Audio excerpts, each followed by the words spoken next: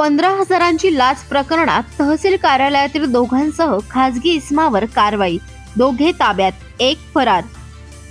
महसूल विभागाच्या कर्मचाऱ्यांनी वाळू वाहतूकदार तक्रारदारांच्या वाळू वाहतुकीच्या ट्रॅक्टरवर कारवाई न करण्यासाठी खासगी इसमामार्फत 15,000 रुपयांची लाच मागून त्याच्या हस्ते ती स्वीकारल्याने सदर खासगी इसमाला नाशिक येथील लाचलुचपत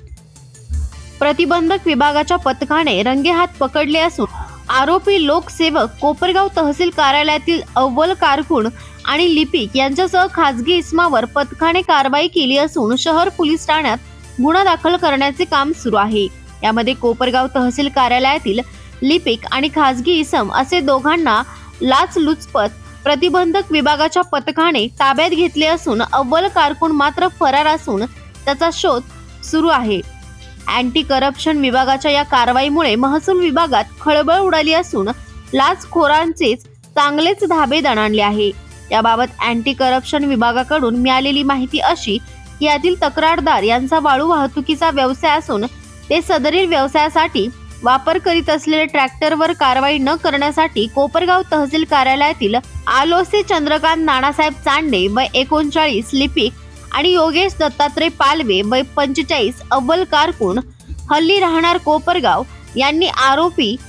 खाजगी इसम नामे प्रतीक कोळपे यांच्या मार्फत तक्रारदार यास दरमहा 15,000 रुपये लाचेची मागणी केली होती. तक्रारदार यांना लाच देण्याची इच्छा नसल्याने त्यांनी लाचलुचपत प्रतिबंधक विभाग नाशिक येथे तक्रार केली होती. त्यावरून दिनांक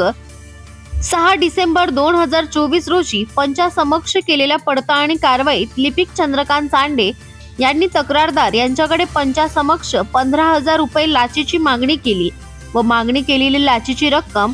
खाजगी आरोपी इसम नामे प्रतीक कोळपे याच्याकडे देण्यास सांगितली. त्यामुळे तक्रारदार यांनी खाजगी इसम नामे प्रतीक कोळपे यास संपर्क केला असता त्याने लिपिक चांडे यांनी मागणी केलेली लाचेची रक्कम स्वीकारली. त्यानंतर आरोपी पालवे व चांडे यांना फोनद्वारे आरोपी खाजगी इसम प्रतीक कोळपे याने 15,000 रुपये लाचेची रक्कम स्वीकारल्याबाबत सांगितले. त्यानंतर आरोपी पालवे व चांडे यांना फोनद्वारे आरोपी खाजगी इसम प्रतीक कोळपे याने 15,000 रुपये लाचेची रक्कम स्वीकारल्याबाबत सांगितले असता चंद्रकांत चांडे व योगेश पालवे यांनी खाजगी इसम प्रतीक कोळपे या सदर लाचेची रक्कम स्वीकारण्यास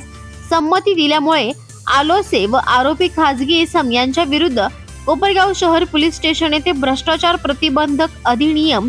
1988 चे कलम 7(7)(अ) व 12 अन्वये गुन्हा नोंद करण्याची प्रक्रिया चालू आहे. सदरची कारवाई लाचलुचपत प्रतिबंधक विभाग नाशिक परिक्षेत्राच्या पोलीस अधीक्षक शर्मिष्ठा घारगे वालावलकर यांच्या मार्गदर्शनाखाली सापळा अधिकारी पोलीस उपअधीक्षक संतोष पैलकर सह सापळा अधिकारी पोलीस निरीक्षक संदीप घुगे, सापळा पथक पोलीस हवालदार दिनेश खैरनार, गणेश निंबाळकर, पोलीस नाईक अविनाश पवार, पोलीस शिपाई नितीन नेटारे यांच्या पथकाने केली आहे.